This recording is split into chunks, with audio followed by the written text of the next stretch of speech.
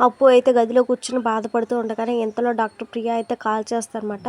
ఇక అప్పు అయితే ఫోన్ లిఫ్ట్ చేయకుండా అలానే ఉండగానే కళ్యాణ్ అయితే, "అప్పు ముందు ఫోన్ లిఫ్ట్ చేయి, లేదంటే నీకొచ్చిన కాల్ వదినకి వెళ్తుంది. మనం చెప్పకపోతే ఆవిడే చెప్పేస్తుంది.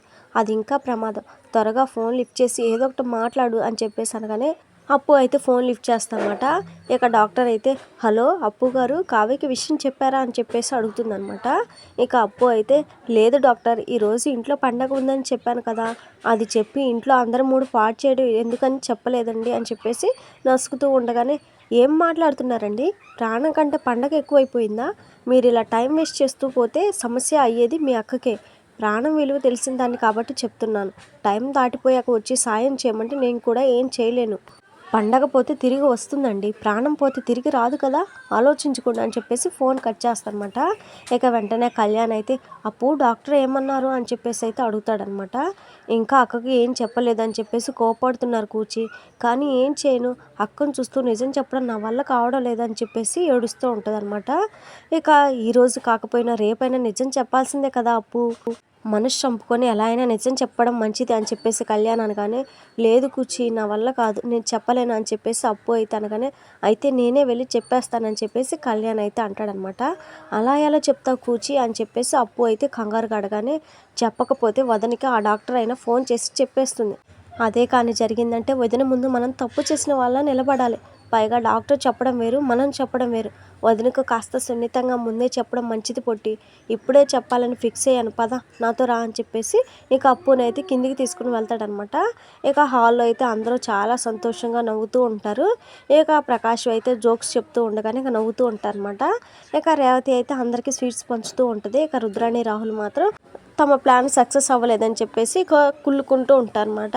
ఇక ఇందిరాదేవి అయితే, "చూసారా, రేవతి ఇంటికి రాగానే ఎంత సందడి ఉందో. ఎంతైనా ఆడపిల్ల ఆడపిల్లే, అందుకే అంటారు ఆడపిల్ల ఉండాలి" అని చెప్పేసి అయితే అంటుందన్నమాట. ఇక స్వరాజ్ అయితే రుద్రాణిని రుబ్బురోలు ఆంటీ అని చెప్పేసి పిలిచి, "ఇక్కడ నుంచి మీ పేరు మార్చాలనుకుంటున్నాను ఆంటీ" అని చెప్పేసి అనగానే, "ఏంట్రా అది" అని సుభాష్ అయితే అడుగుతాడనమాట.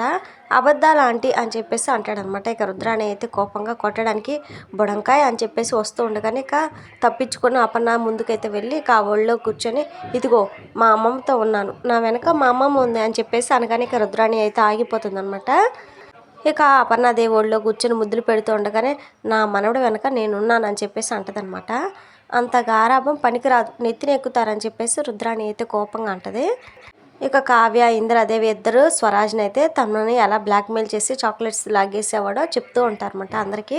"ఏంట్రా ఫ్రెండు, నాకు తెలియకుండా ఎంత డ్రామా ఆడావా" అని చెప్పేసి అపర్ణాదేవి అడగగానే, "అవును మరి, ఊరికే చాక్లెట్స్ బిస్కెట్స్ ఎవరిస్తారు, అందుకే బ్లాక్మెయిల్ చేసి లాగేసేవాడిని" అని చెప్పేసి అనగానే, "రే నిన్ను" అని చెప్పేసి చెవి మెలైపోతూ ఉండగానే, "మావయ్య హెల్ప్" అని చెప్పేసి ఇక రాజు దగ్గరికి అయితే పరిగెత్తుతాడనమాట.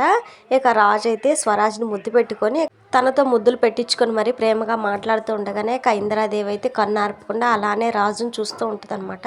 ఇక అది గమనించిన రాజు అయితే, "ఏంటి నానమ్మ అలా చూస్తున్నావు" అని చెప్పేసి అయితే అడుగుతాడు. "మేనల్లుడిని అంత ప్రేమగా చూసుకుంటున్నావంటే రేపు నీ కొడుకో కూతురో పుడితే ఎలా చూసుకుంటావో" అని చెప్పేసి ఇందిరాదేవి అయితే అంటదనమాట. "అలా చూసుకుంటా ఇలా చూసుకుంటా అని చెప్పను కానీ ప్రాణంగా చూసుకుంటాను నా బిడ్డను" అని చెప్పేసి రాజు అయితే అంటాడనమాట. ఇక వెంటనే ధాన్యలక్ష్మి, "అంటే కూతురే పుడుతుందని ఫిక్స్ అయ్యావా రాజ్" అని చెప్పేసి అడుగుతుందనమాట. ఇక రాజు మాటలకి కావ్య అయితే మురిసిపోతూ ఉంటుంది. మిగిలిన వాళ్ళంతా చాలా హ్యాపీగా ఫీల్ అవుతారు. ఇక అప్పు, కళ్యాణ్ అయితే గుమ్మం దాకా వచ్చి ఆ మాటలు విని ఇక వాళ్ళలోనే వాళ్ళు బాధపడిపోతూ ఉంటారనమాట. ఇక వాళ్ళు దగ్గరికి వచ్చేసరికి కావ్య, "రాజుతో మనకి కూతురు కాదు కొడుకే పుడతాడని" చెప్పేసి వాదిస్తూ ఉండగానే ఇక అప్పుడే అప్పు అయితే వచ్చేసరికి, "అప్పు విన్నావా, బావగారు కూతురు కావాలంటున్నారు, నువ్వు చెప్పు నాకెవరు పుడతారు, కొడుకా కూతురా" అని చెప్పేసి అనగానే ఇక అప్పు అయితే ఎమోషనల్ అయ్యి, "నీకెవరు పుట్టరక్క, నువ్వు బిడ్డను వదులుకోవాల్సిందే" అని చెప్పేసి డాక్టర్ చెప్పిందంతా చెప్పేస్తానమాట. ఇక దాంతో కావ్య అయితే షాక్ అయిపోయి వణికిపోతూ ఉంటుంది. ఇక మిగిలిన వాళ్ళంతా షాక్ అయిపోయి పైకి లేస్తారు ఒక్కసారిగా. ఇక కావ్య అయితే, "నా బిడ్డను నేను వదులుకోను, నేను ఎంత కష్టమైనా సరే నా బిడ్డకు జన్మనిస్తానని" చెప్పేసి కళ్ళు తిరిగి పడిపోద్ది అనమాట. ఇక అప్పుడే అప్పు అప్పు అని చెప్పేసి కావ్య అయితే పిలుస్తూ ఉంటుంది. ఇక అప్పు అయితే ఉలిక్కి పడి చూస్తానమాట. అంటే ఇదంతా అప్పు నిలబడి కలగనిందనమాట.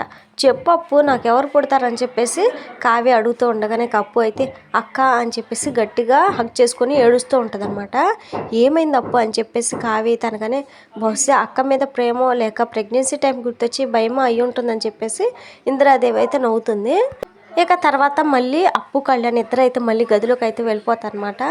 ఏంటి కూర్చి నేను చెప్పలేకపోయానని చెప్పేసి అప్పు ఏడుస్తూ ఉండగానే నేనే చెప్తాను, వదినతో కాదు అన్నయ్యతో చెప్తానని చెప్పేసి ధైర్యం తెచ్చుకొని బయటికి అయితే వెళ్తాడనమాట. ఇక అప్కమింగ్ ఎపిసోడ్లో అయితే రాజ్ని అయితే కళ్యాణ్ అయితే బయటికి తీసుకొని వెళ్తూ బాగా ఏడుస్తూ ఉంటాడనమాట. ఏంట్రా కళ్యాణ్ ఎందుకు ఏడుస్తున్నావు చెప్పు అని చెప్పేసి అడగగానే డాక్టర్స్ రిపోర్ట్స్ చూసి అప్పుకి ఒక ప్రాబ్లం ఉందని చెప్పారన్నయ్య. 9 నెలలు బేబీని క్యారీ చేస్తే అప్పు ప్రాణాలకి ప్రమాదం అని చెప్పారు. నా పరిస్థితుల్లో నువ్వే ఉంటే ఏ నిర్ణయం తీసుకుంటావని అని చెప్పేసి ఏడుస్తూ అడగగానే అప్పుని ఒప్పించి ముందు ఆ బిడ్డని తీసేయిస్తానరా అని చెప్పేసి రాజు అయితే అంటాడనమాట. ఇక కళ్యాణ్ అయితే ఒప్పించన్నయ్య, సమస్య అప్పుకి కాదు వదినకి అని చెప్పేసి ఏడుస్తూ చెప్తాడనమాట. ఇక రాజు అయితే ఒక్కసారిగా షాక్ అయిపోతాడు. ఇక రాజు ఇంటికి వచ్చేసరికి కావ్య అయితే నవ్వుతూ ఉంటుందన్నమాట. ఇక రాజు అయితే అల్లాడిపోతూ కన్నీళ్లతో ఆ నిజం ఎలా చెప్పాలి, ఎలా ఒప్పించాలని చెప్పేసి అయితే అనుకుంటూ ఉంటాడు. మరి కళావతి ఒప్పుకుంటుందా, లేదంటే నేను చనిపోయినా పర్లేదు కానీ నా బిడ్డ బ్రతకాలని చెప్పేసి బేబీని క్యారీ చేయాల్సిందని చెప్పేసి అంటుందా, ఏంటి అనేది నెక్స్ట్ ఎపిసోడ్లో చూద్దాం ఫ్రెండ్స్. మరి మన వీడియోస్ని మిస్ అవ్వకుండా చూడాలనుకుంటే ఛానల్ని సబ్స్క్రైబ్ చేసుకొని వీడియోని లైక్ చేసి సపోర్ట్ చేయండి. Thank you friends.